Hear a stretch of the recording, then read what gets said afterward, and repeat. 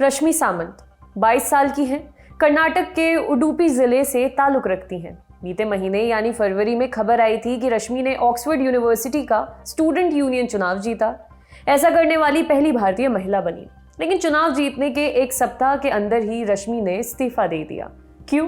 क्योंकि उनके ऊपर आरोप लगे कि कुछ साल पहले उन्होंने रेसिस्ट, यहूदी विरोधी और समलैंगिकों के प्रति नफरत फैलाने वाले कमेंट्स सोशल मीडिया पर किए थे। रश्मि ने इन कमेंट्स के लिए माफी भी मांगी। हालांकि इसके बाद भी उनके ऊपर हमले जारी रहे हैं। रश्मि के शब्दों में कहें तो यह हमले साइबर बुलिंग के स्तर तक पहुंच गए। इससे परेशान होकर रश्मि भारत आ गई। भारत आने के बाद रश्मि ने कुछ मीडिया संस्थानों को इंटरव्यू दिए। यहाँ उन्होंने साइबर बुलिंग और ट्रोल को लेकर खुलकर बात की। ये भी आरोप लगाया कि उन्हें एक साजिश के तहत निशाना बनाया गया। साथ ही उनके जन्म स्थान, उनके रंग और धर्म को लेकर भी उन्हें ट्रोल किया गया। इन आरोपों पर हम बाद में आएंगे, लेकिन उससे पहले आपको थोड़ा रश्मि के बारे में और उन्होंने जिन मुद्दों पर चुनाव लड़ा उसके बारे में बता देते हैं। साथ ही ये भी बताएंगे कि रश्मि के वो कमेंट्स कौन से थे जिन्हें लेकर उन्हें रेसिस्ट, यहूदी विरोधी और होमोफोबिक बताया गया। रश्मि सामंत ने कर्नाटक के मणिपाल इंस्टीट्यूट ऑफ टेक्नोलॉजी से मैकेनिकल इंजीनियरिंग की पढ़ाई की है। उनके लिंक्डइन अकाउंट से पता चलता है कि वे क्लाइमेट को लेकर काफ़ी संजीदा हैं, खासकर सस्टेनेबल एनर्जी के यूज़ को लेकर। साल 2020 में उन्होंने ऑक्सफोर्ड में दाखिला लिया। यहाँ वे एनर्जी सिस्टम में एमएससी कर रही हैं। अपनी पढ़ाई के साथ साथ रश्मि काम भी करती रही हैं। जून 2016 से लेकर मई 2017 तक रश्मि ने मणिपाल इंस्टीट्यूट ऑफ टेक्नोलॉजी के एडिटोरियल बोर्ड में लेखिका के तौर पर काम किया। इसके बाद गोवा शिपयार्ड लिमिटेड में उन्होंने इंटर्नशिप की। वहीं साल 2018 में उन्होंने university of chemistry and technology में रिसर्च असिस्टेंट के तौर पर काम किया। ये यूनिवर्सिटी प्राग में है। रश्मि सामंत मणिपाल इंस्टीट्यूट ऑफ टेक्नोलॉजी में स्टूडेंट काउंसिल की टेक्निकल सेक्रेटरी रही है। यहाँ से निकलने के बाद वे ऑक्सफोर्ड एविएशन सोसाइटी की महासचिव रहीं। रश्मि ने काफ़ी प्रोग्रेसिव मुद्दों पर चुनाव लड़ा। उन्होंने अपने मैनिफेस्टो में होमोफोबिया और ट्रांसफोबिया से लड़ने की बात कही, मतलब LGBT समुदाय के लोगों के खिलाफ जो पूर्वाग्रह और नफरत होती है उसे खत्म करने की बात कही। इसके साथ ही रश्मि सामंत ने ऑक्सफोर्ड यूनिवर्सिटी के सिलेबस का डिकॉलोनाइजेशन करने की बात कही। साथ ही कैंपस को और अधिक समावेशी बनाने की वकालत भी की। डिकॉलोनाइजेशन का मतलब ये है कि उस नज़रिए को खत्म करना जिसके तहत ब्रिटेन खुद को पूरी दुनिया का रहनुमा मानता है। इस नज़रिए के तहत जो पढ़ाई होती है उसमें बताया जाता है कि 18वीं से लेकर 20वीं शताब्दी तक ब्रिटेन ने दुनिया के जिन देशों पर कब्जा किया वो असल में वहाँ के लोगों को कथित तौर पर सभ्य और समृद्ध बनाने के लिए किया। यहाँ आपको बता दें कि ब्रिटेन में ब्लैक, एशियाई और माइनॉरिटी एथनिक ग्रुप के लोगों को हाशिए के समाज से आए हुए लोग माना जाता है। रश्मि सामंत ने पूरे यूनिवर्सिटी कैंपस को जल्द से जल्द सस्टेनेबल एनर्जी पर निर्भर बनाने के लिए प्रयास करने का भी वादा किया। साथ ही साथ कैंपस से उन लोगों के स्टैच्यू हटाने का भी जिक्र किया जिन्हें इतिहास में इंपीरियलिस्ट फिगर्स के तौर पर जाना जाता है। अब बताते हैं कि रश्मि सामंत को क्यों देना पड़ा इस्तीफा। 11 फरवरी को रश्मि ने चुनाव जीता। इसके बाद ऑक्सफोर्ड के वीकली स्टूडेंट न्यूज़पेपर में उन्हें लेकर एक आर्टिकल छपा। इस आर्टिकल में रश्मि के कुछ पुराने सोशल मीडिया कमेंट्स का जिक्र था।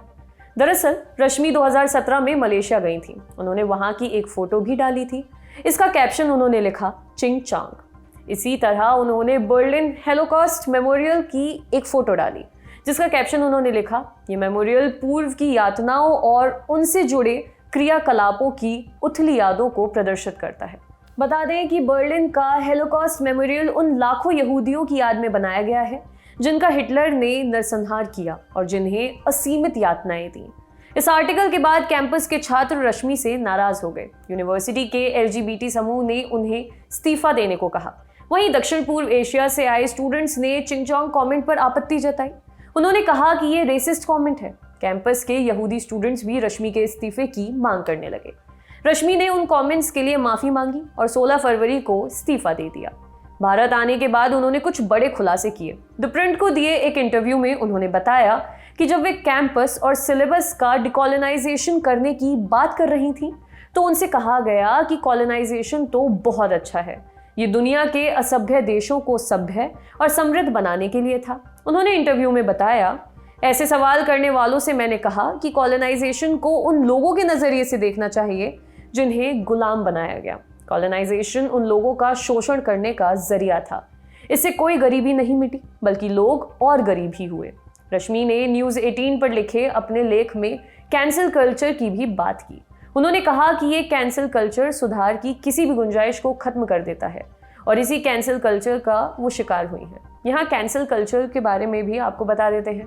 मान लीजिए कि आपने आज से 5 या 8 साल पहले कोई ऐसी बात कही थी जो किसी का अपमान करती है, लेकिन आज आपकी सोच में बदलाव आ चुका है और पहले कही गई बात को लेकर आप माफ़ी मांगते हैं। यहाँ कैंसिल कल्चर वाले लोग ये कहेंगे कि आपको माफ़ी मांगने का कोई हक नहीं है, क्योंकि आपने पहले कोई अपमानजनक बात कही थी। आपका नेचर ही ऐसा है। रश्मि ने द प्रिंट से कहा कि उन्हें निशाना बनाने वाले लोगों ने उन्हें अपनी बात रखने का कोई मौका ही नहीं दिया। उन्होंने ये भी नहीं देखा कि वो किस माहौल में पली बढ़ी। उन्होंने कहा, मैंने अपने सारे कमेंट्स के लिए माफ़ी मांगी। आज से 4 साल पहले मैं प्रोग्रेसिव तरीके से नहीं सोचती थी।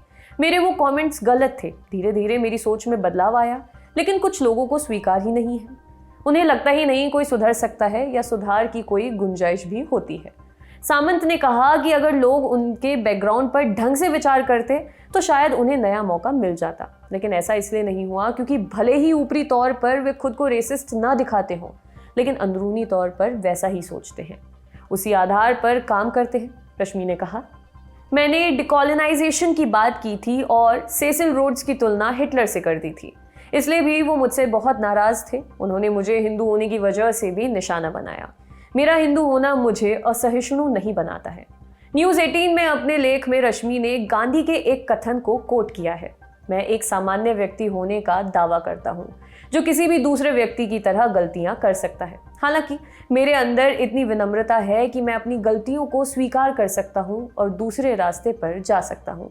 रश्मि ने यह भी दावा किया कि एक प्रोफेसर ने उनके माता पिता को केवल इसलिए कट्टर कह दिया कि वो हिंदू धर्म को मानते हैं, उन्हें इस्लामोफोबिक भी बता दिया। सामंत ने कहा कि वे प्रोफेसर के खिलाफ शिकायत करने की तैयारी कर रही हैं। हाल फिलहाल में रश्मि का ट्विटर अकाउंट भी बैन कर दिया गया, जिसे बाद में कुछ प्रतिबंधों के साथ दोबारा शुरू कर दिया गया। हालांकि उनके कुछ पुराने ट्वीट्स हटा दिए गए हैं। आपके लिए खबर लिखी हमारे साथी मुरारी ने। अगर आप ये वीडियो फेसबुक पर देख रहे हैं तो हमारे पेज को लाइक करें और यूट्यूब पर देख रहे हैं तो हमारे चैनल को सब्सक्राइब करें। देखते रहिए ऑर्डिनरी।